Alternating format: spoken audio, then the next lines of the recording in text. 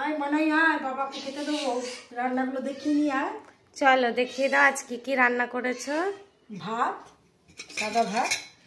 সাদা ভাত, শাক ভাজা, আর এই যে টক ডাল আম দিয়ে, টক ডাল, আর একটু কালকেকারের ব্যাটার ছিল তাই দিয়ে পেঁয়াজি করেছি। কিসের ব্যাটার? ওই মটর ডালে কালকে করেছিলাম না, পটলের পলতা পাতা বড়া করেছিলাম, তার খানিকটা ব্যাটার ছিল, পেঁয়াজি করে নিয়েছি।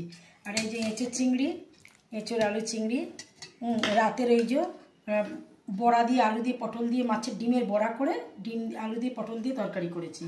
আর এই মাছের ঝাল আজকে। আর শশা আজকের আর বারও করিনি, পড়ে আছে। সারাদিন কাজের লোক নেই, নিজের হাতে সব কিছু করা, মাজা ঘষা সব এই কমপ্লিট হলো। এবার আপনাদের দেখিয়ে দিলাম, ওর বাবা খেয়ে গেলে তারপর আমার একটু আবার বিকেলের কাজকর্ম তো আছে, আপনারা জানেন, সেলাই ফেলাই আছে। চৈত্র মাসটা আমাদের প্রত্যেক বছরই এইরকমই খাটাখাটনি হয়। কথাবার্তা রান্নাবান্না ভালো হয়ে থাকে তাহলে আপনারা একটা লাইক করে দেবেন, একটা সাবস্ক্রাইব করে দেবেন। নমস্কার।